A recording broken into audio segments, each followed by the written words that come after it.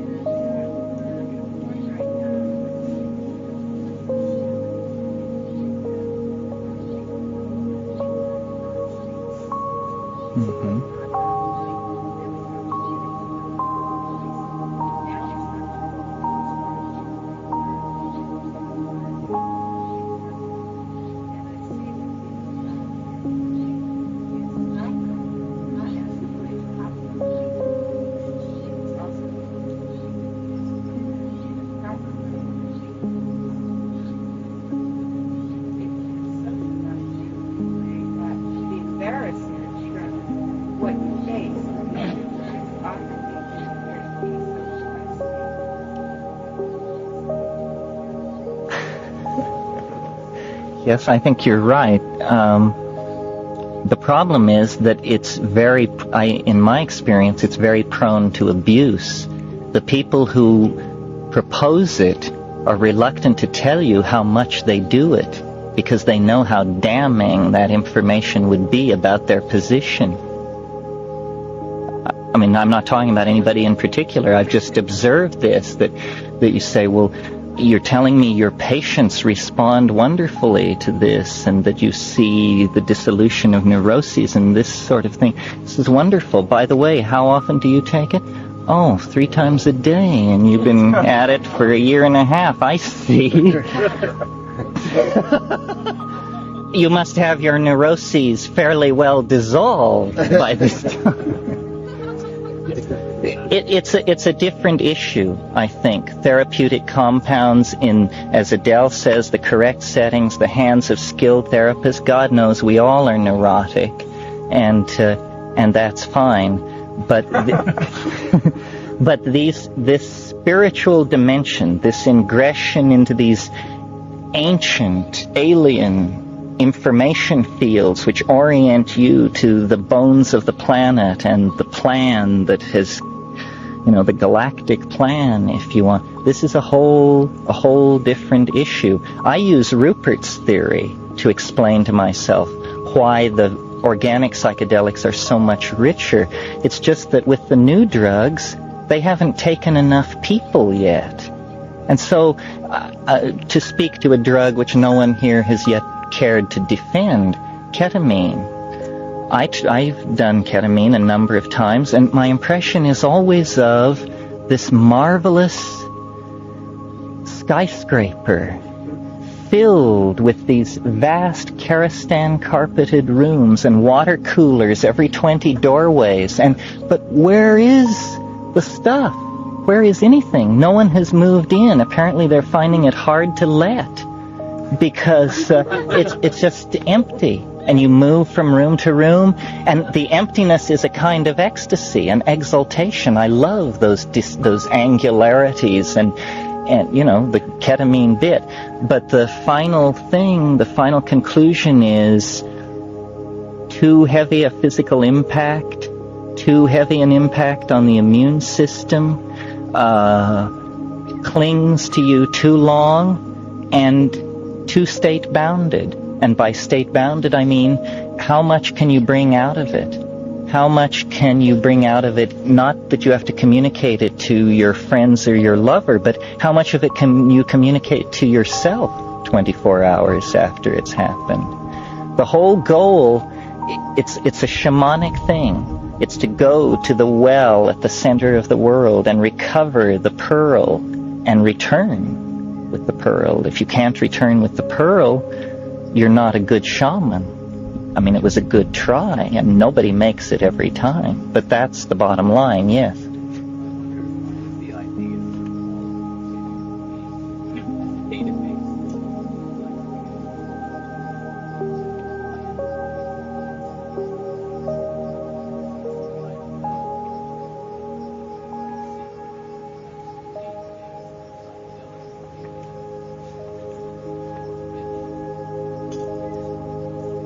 Well, this is just a part of the history of the development of science. Right now, the hottest thing going in phytochemistry and plant product chemistry is marine biochemistry, which includes marine hallucinogens. None, so far as I know, are known from seaweeds or things like that. But there are a number of fish that are psychedelic and can be cooked and eaten, and there are amazing descriptions in the literature. There's a fish off Norfolk Island down your way that this amazing account in Hoffer and Osmond's book Hallucinogens. It was written about 1960, and this person had this vision. They visited a bronze plaque commemorating the first moon flight, and it just sounded like an off-the-wall experience. Yes, the ocean is a very rich, and part of your question is a good foil for me to talk about what we're trying to do, what Kat and I are trying to do in our day-to-day lives, and how we've responded to the imperative of all this. We've basically responded to it all with the faith that the drugs of the future are in the forest primeval, that the Faustian scientists, the demonic artificers of the laboratory, the bad little boys of science will eventually understand that nature has outsmarted them, and that with these now super refined analytical techniques that can pick up just a few molecules of an anomalous compound in a substance, we're seeing that plants are far richer than we supposed based on the data derived from late 19th century and early 20th century studies of plants. Also, there are amazing hallucinogens about which very, very little is known. And even hallucinogens which are considered relatively well explored. How can you say a hallucinogen is well explored?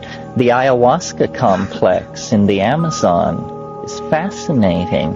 Appears to be not only a hallucinogen, but a curing force regardless of the visionary effect. and people are taking it as a purgative and generating states of equilibrium and good health from it. So what we have some land in Hawaii and are working with my brother Dennis and trying to bring as many psychoactive plants together there as we possibly can to grow them, to have sufficient biomass so that we can both experiment with them and also provide living plants to researchers who otherwise would have to foot the expense of expeditions to Chile or the Amazon or the Himalayas. And I think that, you see, what we found doing research in the Amazon was that it's just a tremendously difficult environment. The people are spread thinly, and consequently you arrive with 7 people at a village of 20 people, and the food supply, the psychic state, everything is thrown into wild confusion. And then when they hear that you're there to learn about the secret, unmentionable drug which the old men use to communicate with the spirits, it's very tricky to, and the notion of being able to take drugs in that situation is almost impossible. So we've taken the time and the effort to transport cuttings and seeds and rootstock to a place like Hawaii where these things can be worked with.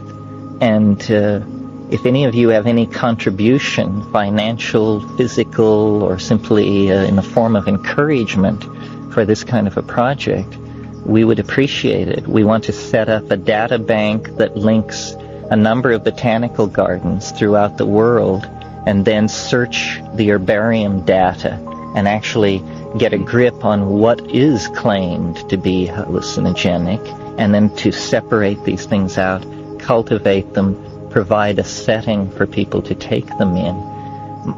I scoured India. I submitted myself to a number of different disciplines, and I think they are just the dimmest reflections of what is possible on psychedelics. I had an Indian acquaintance last year who took mushrooms for the first time. He had been practicing yoga for years and years and years, and he said, "Now I understand why they call yoga practice."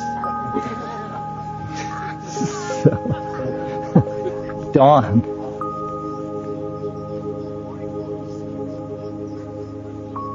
Oh, I think morning glory seeds are fascinating. You know, there are 2 kinds that were involved in the Mayan thing.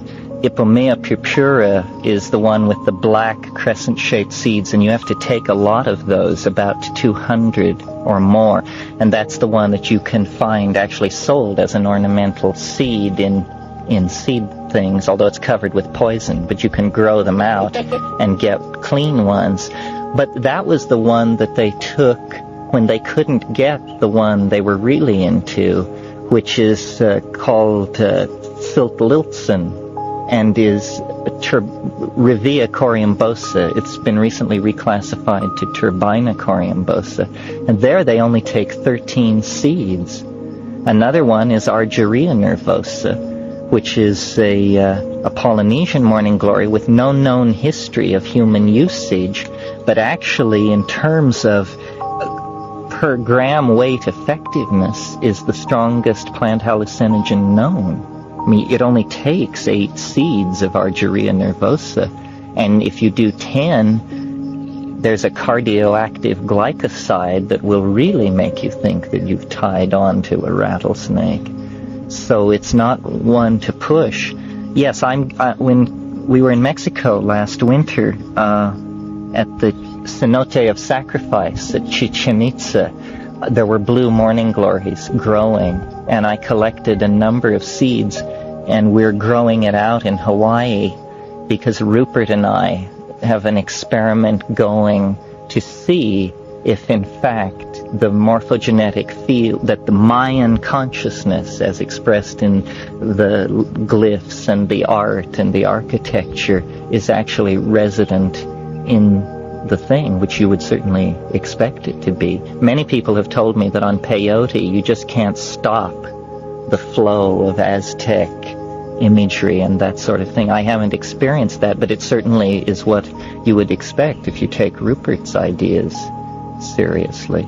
So yeah, the morning glories are a very rich field for research. Wouldn't there be some response from the earth or the dirt where you put the seed? In other words, you take it out of one. Yes, but as I understand Rupert's theory, repetition is everything. So having grown 50,000 generations at Chichen Itza and one generation at Hawaii, it'll definitely be more Quetzalcoatl than Pele. Sometimes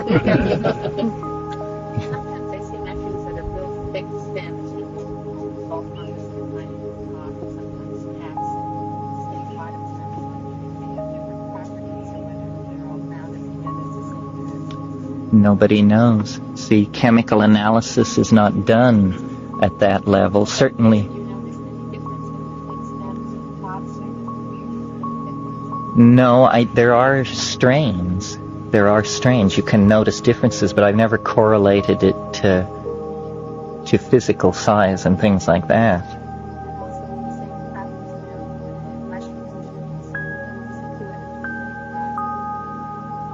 Oh, the 3 criteria for a drug: it should come from a plant, it should have a history of shamanic usage, it should be closely related to brain chemistry chemically.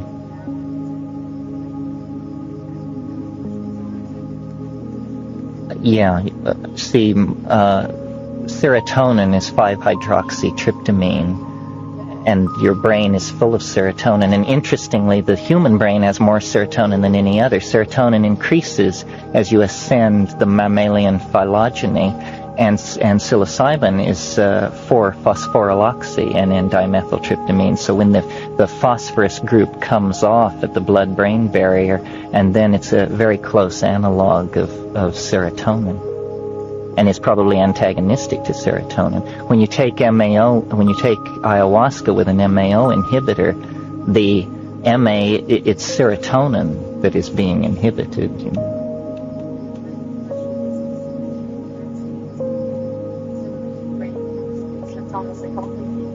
Well, no, the mushroom gets it on being from a plant and having millennia of usage behind it, and then it's sort of murky on the like brain chemistry thing.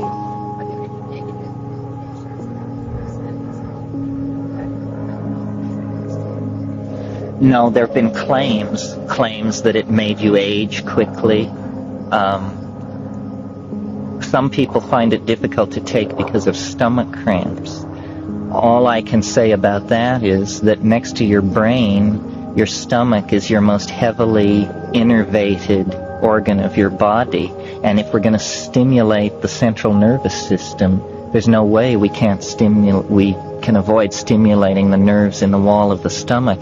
So people who have this problem, basically, they just have to have a little talk with themselves and try and work it out. There are no contraindications to psilocybin physically. However, well, there's even argument about that now. The only known case of death from a psilocybin mushroom was a child who ate it, but the original sample was preserved and has since been gone back to, and it is a paneolus, but it doesn't appear to be a psilocybin-containing one. However, that's good enough for me, that one murky case, and I tell my kids, you've got to be 12 or 13 years old. In the Amazon, the shaman, he was giving his child small doses of ayahuasca, and he was 5. Yes, they give it to newborn babies. Although it's not clear that they give an effective dose. They sort of moisten their mouth with it. Yeah. The hibara, yeah.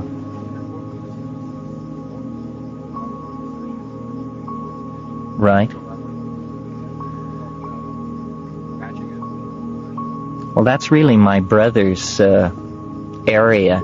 he had this idea, which was not a traditional idea. He had a sort of a ideological conniption fit in which he had this notion at a very nuts and bolts level of how you could lock into the Earth signal, if you want to put it that way, or the information channel that is coming through psilocybin. And it had to do with using your voice to harmonically cancel and the interiorized tone that is generated sometimes on psilocybin, which he interpreted to be actually the sound of the electron spin resonance of the molecules. Sound is a imprecise term, but the waveform phenomenon given off by the electron spin resonance of the molecules as they intercalated into their bond sites. He thought he could use his voice to lock it in. And in fact, if any of you know True Hallucinations, which is a talking book of 8 tapes that we have produced, it tells the story of that expedition and everything that went into it. And the results were ambiguous, but so terrifying that we didn't care to continue. It did appear that you could use self-generated sound to synergize and prolong these drug states, but it also appeared that you were putting your sanity right out on the line, and that we need more data before we plunge into an effort to recreate that kind of an experiment. But that was the dream, you know, to lock in the high, to get the voice and hold it, and to have all the physiological effects fade away, but keep the connection. In the way that Socrates is said he had a daemon of a teaching voice, which he could refer to any time. Julian Jaynes' book on the origin of consciousness in the bicameral mind goes into this whole thing about how early primitive people may have had interiorized voices which directed them and their lives, and that it was the incorporation of that function that created the modern psychic function, which we call the ego. The ego is a trapped God, is what it is. We grew so blasé in the face of it that it became a part of ourselves. At least this is James' theory. Yes?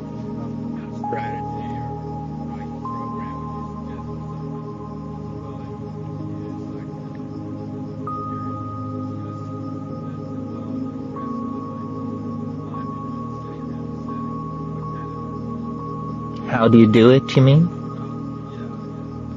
It's easy to tell you how to do it, and it's amazing how few people do it right. You do it in darkness, on an empty stomach, in silence, and alone. Doesn't sound like much fun, does it? It isn't.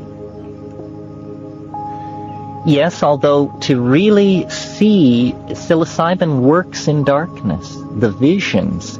I mean, a full moon night is absolutely stunning on a psychedelic, no question about it. But the Mazatecans and Zapotecan Indians, all the ayahuasqueros we ever dealt with in the Amazon, it was all about getting into the hut, closing the door, blankets over the windows, dousing the light. They didn't do it alone. They did it in large groups, and it's all for himself, yeah. But if you did it alone, you were considered a shaman, I think. I think that's a lower dose. Most people who take mushrooms and claim knowledge of what mushrooms are about are talking about the 2 to 3 gram level. The game doesn't begin till you reach 5 grams. And the thing to remember when you're calculating dose, and also once you're loaded, is that it can't kill you. It can only convince you that it can kill you. So, you know, to take 6 or 8 grams is pretty terrifying. There's no reason why you couldn't take 50, 60, 70 grams. I'm not advocating it. I would never do it. But it's because of your mind, not your body. It isn't a danger to your body. in the controversy about MDMA that has gone back and forth many different ways, I said of psilocybin, here's a drug that's perfectly safe and makes you think you're dying every time you take it. MDMA, on the other hand, it never enters anybody's mind that there might be a problem, and actually they're brushing right up against the Grim Reaper. So that's a funny... And when it convinces you, when psilocybin convinces you that you're dying, there is not one iota of doubt left. It doesn't partially convince you. It entirely convinces you. And then you just go through it, you know. It doesn't always do that, but it's good to expect it to do that because you don't want to be caught by surprise by that particular deal of the deck, you know. Yeah.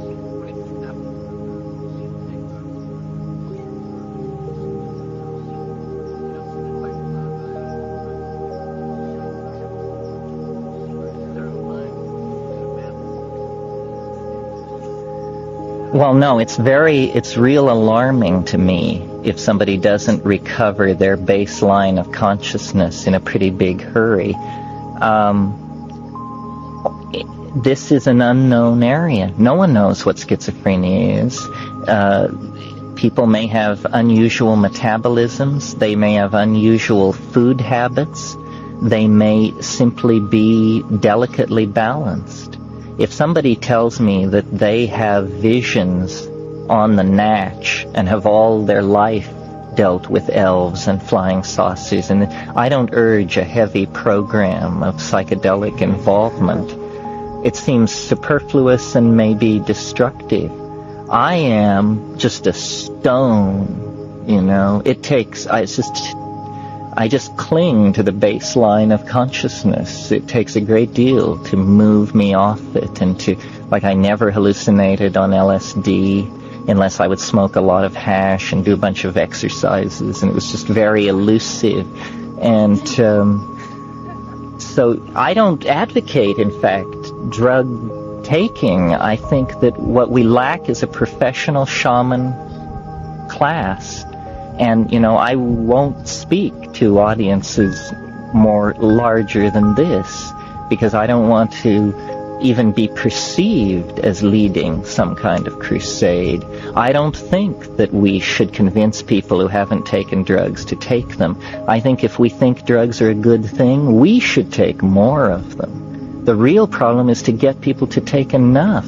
The number of people who are running around passing themselves off as experts on the psychedelic experience who have never, in fact, you know, it's like sex and orgasm. Everybody can have sex and talk about it, but the question is, you know, did you get off?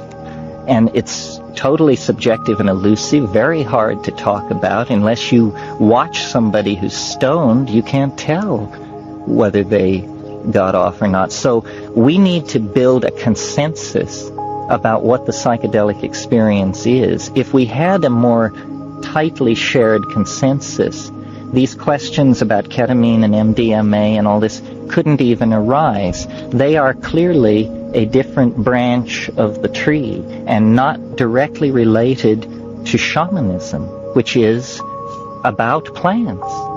Why try to do it without recourse to the plant spirits? That's what they're for.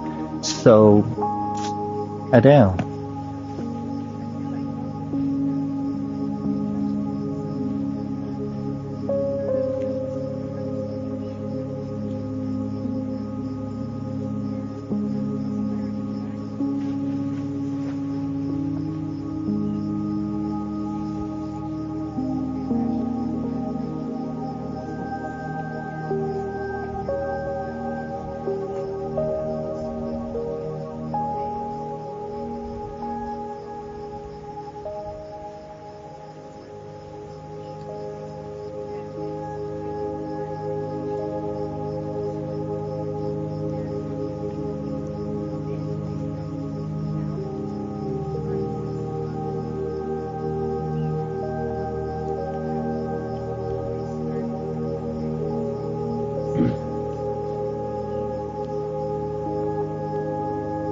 That's right. early psychedelic trips for most people tend to be about the junk of your life, and the people you've wronged, and just the junk of your life. But if you can get through that, it begins to take on a less personal character and to be more like an invisible landscape, a place that you wander through and that you gain impressions of.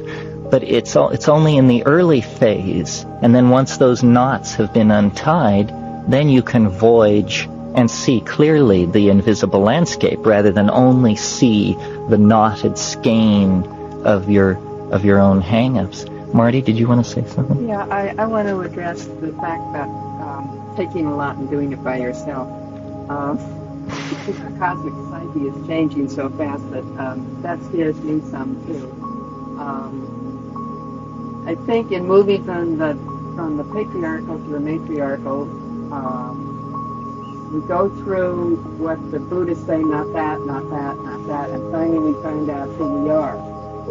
And from the feminine point of view, it's I am that, I am that, I am that. And if you're willing to take a large dose and to meet death, and if you know that death is the invisible landscape, and that you don't know what it is, and do that by yourself, and know that you will stay in the darkness and contained as the feminine stays contained, then do it by yourself.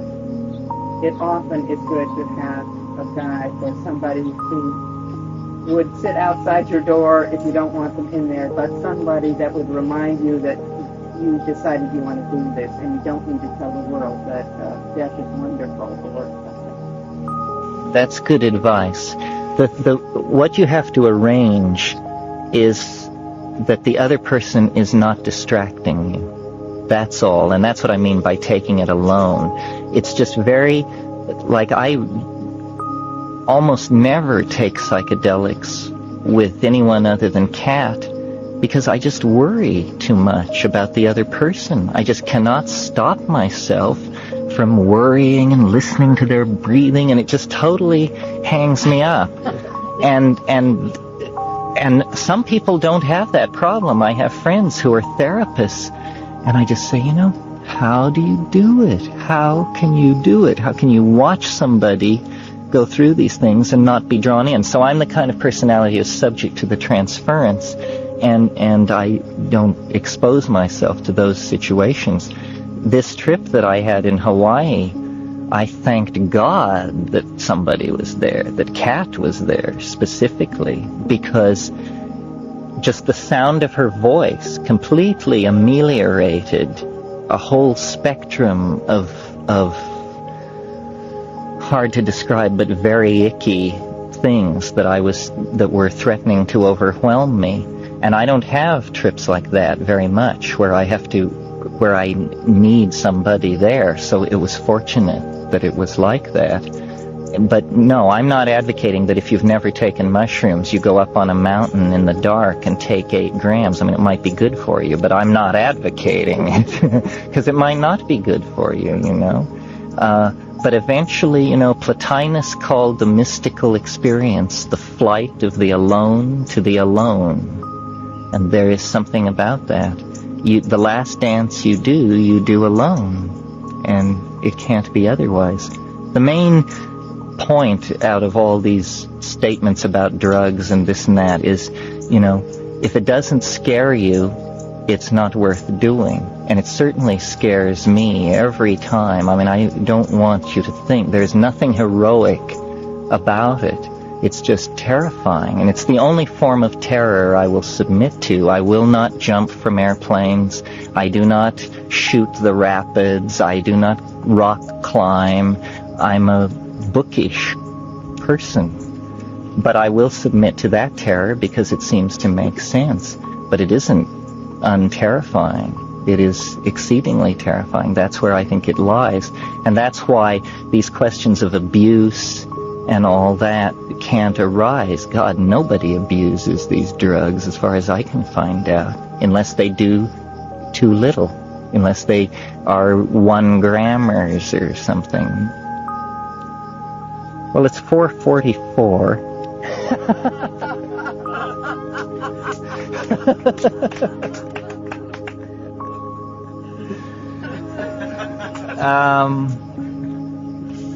Are there any more questions?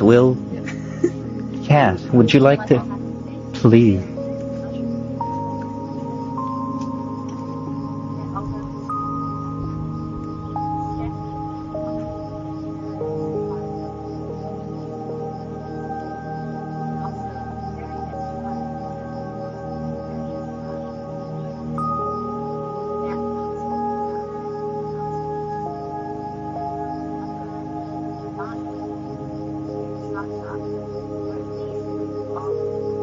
That's right.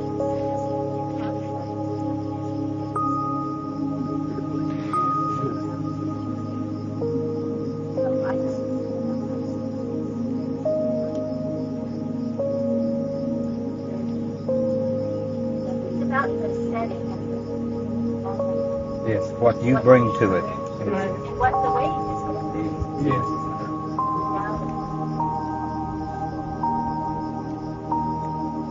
It's the great unknown. The thing that is so troubling about our culture is that everything is canned. You know, and even like the UFO issue, most people want to go down to the grocery store and see that both Time and Newsweek have a cover. They've landed. The Secretary General of the United Nations is meeting with them 3 times a day, and it's all coming down, and you wait to hear what it's all about. The fact of the matter is, it's just between you and it.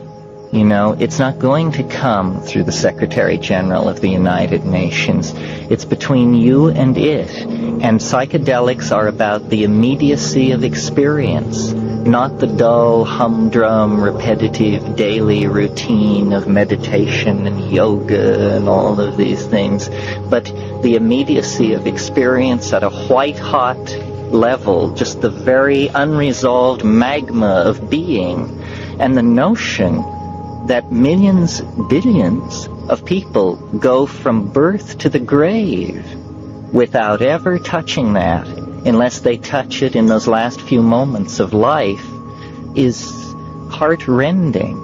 That's an affront to humanness. If we are going to be human and to experience the modalities of being, and experience is the key word, if we're going to experience the modalities of being, then you have to write these things into your script somewhere. And this is obvious to everyone who's deeply involved with these things. We would meet ayahuasqueros off in the bush, and the guy would say, "Señores, you're great doctores, great scientists, but the primary thing is the experience." And we said, "Yes, we know. We'll sit at your feet as you show us how to make it. We have no illusions. We know that the primary thing is the experience." And so it's your own life. It's a dialogue between you and being. It's authentic being, not canned being. It's not an ideology. It's not a teaching that comes from some august being that you can never hope to be like, who's handing it down to you. It's you. You must recognize yourself as the primary focus, the primary vehicle for unraveling what's going on, and then the psychedelics emerge as having major, paramount importance in your life. And this, if we could authenticate being, if we could insist on pushing back the canned stuff more and more, we would begin to recapture the tremendous authenticity that we sense in these archaic people like the Maya and the Tibetans and the Witoto and the Jivaro. It's that they do not, to the degree that they are not involved in 20th century culture, they do not have canned experience. They have real experience, moment to moment, in the now. And I said at some point in this lecture, the psychedelics return us to origins. Our origin is in this primary datum of self-experienced being.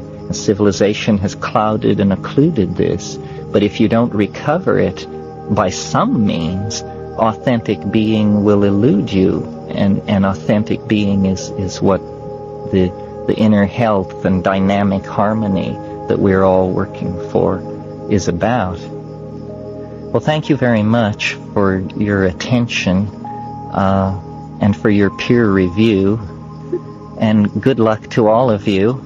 And whether we meet again or not, I hope that you all remain true to the impulse which brought you here today, because I think it is a true one and a good one. I think this is a path with heart that we have all met at this particular campfire site, and the paths may go off into the bush in many directions, but they're all paths with heart if we can recall that we've shared this kind of moment where there's a search for an authentic understanding of being. So thank you very much. Yeah.